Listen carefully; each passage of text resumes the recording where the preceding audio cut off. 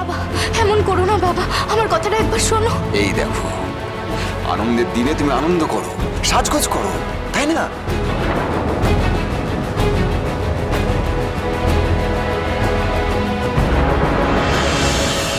আমি এক মুহূর্ত আর এই নাটক সহ্য করতে পারছি না। তুমি চলো এখান থেকে, চলো এখান থেকে, চলে যাই। বাপ তাই বলো, এখান থেকে আমরা চলে যাই। এই মুহূর্তের কথা আমি আগে থেকে ভেবেই আমার মেয়েকে আমি আমাদের বংশের গৌরব নাগমণি আংটি দিয়ে দিয়েছিলাম।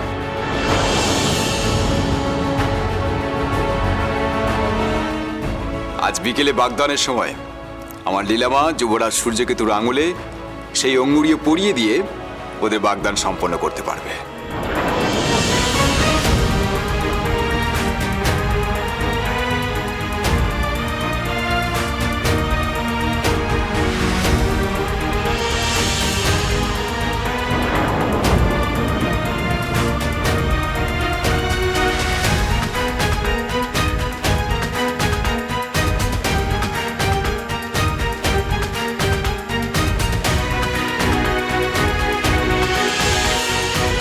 নাগমণি আংটি, নাগমণি আংটি খুব দামি নিশ্চয়ই। আমার আঙুলে পরাবে? কই দেখি দেখি।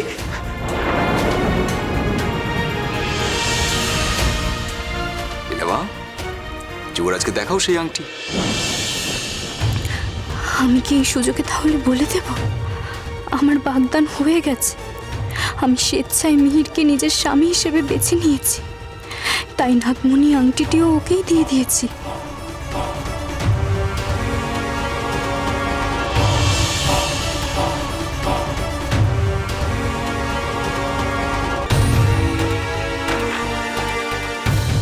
বলেই দে, তাহলে যদি সবাই বোঝে আমি একমাত্র মিহিরকেই জীবনসঙ্গী হিসেবে পেতে চাই,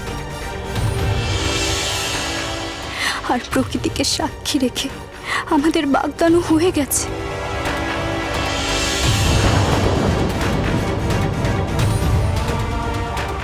অমির, এই কি সর্বনাশ করেছিস বাপ? এবার কি হবে? হ্যাঁ,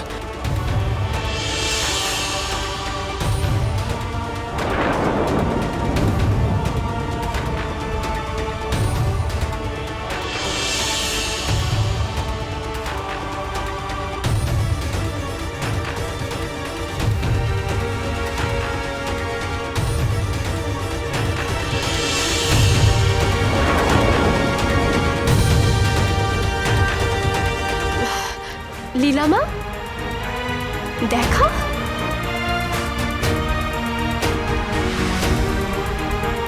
আসলে আমি তো ওটা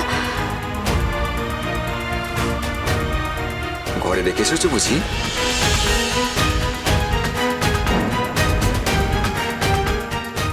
না, আমি ওটা মিহির। রাজকন্যে,